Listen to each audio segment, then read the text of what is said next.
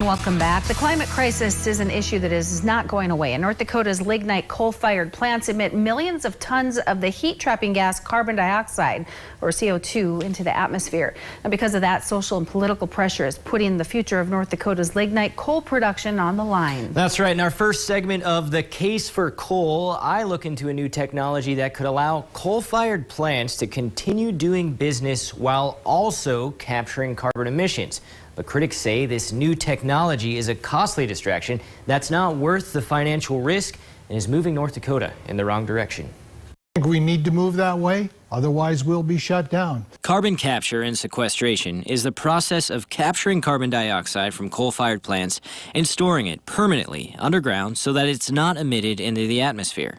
State legislators are so convinced that carbon capture and sequestration is a win-win for North Dakota's coal, they're proposing $50 million into R&D in the state budget. This is really a wake-up call for all of us that we need to make sure that we take the carbon out. It's just a part of life going forward. And the sooner we do it, the better. If we don't do it, we will have no coal-fired plants in this state after 15, 20 years from now. Right now, Blue Flint Ethanol Refinery near Underwood is in the process of completing their $7.5 million carbon capture and sequestration well, which will capture their 200,000 tons of CO2 per year, effectively making them a carbon zero facility.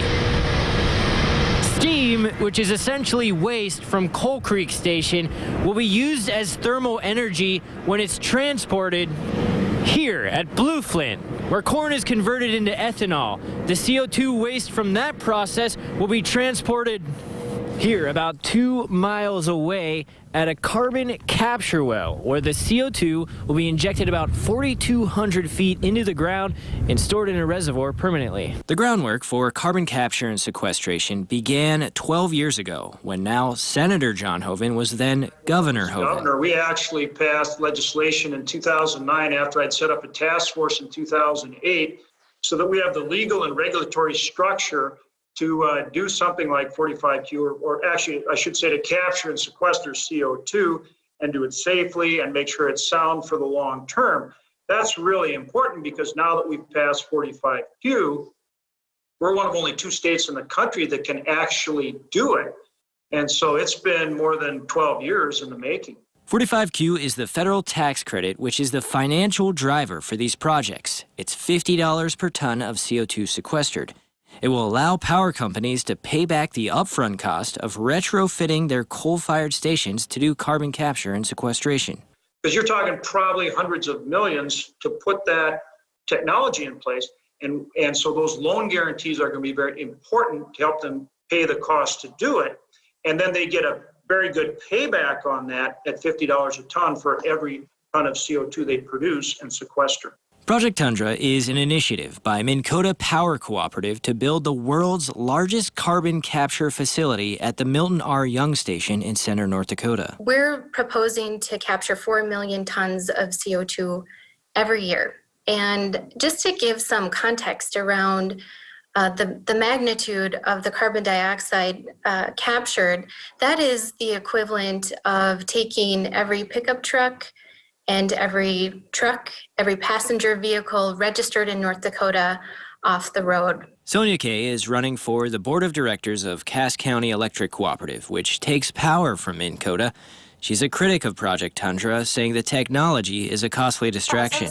Let's talk about the exorbitant price of Project Tundra. We have already unwisely sunk $46 million into the research and development of this project. And according to economists, this project is going to cost $2 billion more, which is twice what Minn Kota is suggesting on their website. So far, the project has not attracted a single investor, to my knowledge, and why would it?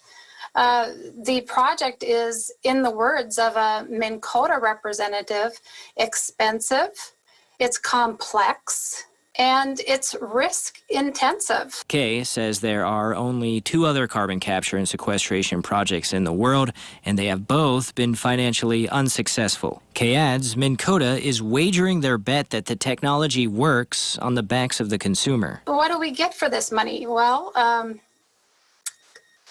customers in northeast North Dakota and northwest Minnesota, they get really expensive, inefficient electricity that will cost them a significant rate increase if this project fails to meet the requirements of the tax credits. Stacy Dahl tells KX News that because Minn Kota is a not-for-profit cooperative, they cannot leverage the 45Q federal tax credits themselves. So they are currently in the process of forming tax equity partnerships with private entities who can utilize the tax credits to leverage for the capital needed for the project.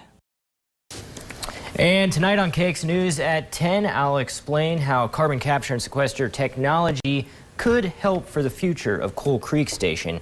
And one thing that's very interesting, Alicia, is that there's a really large market for carbon capture right now. In the ag industry, they're looking at turning it into a commodity. Yep. And Senator Hoeven also told me that they can use this carbon to help with the process of extracting natural gas in the Bakken. So it's a complex very complex issue. Yeah. Absolutely. So look forward to seeing tomorrow's report on that. Thank you, Josh. Thank you. All right, Amber, let's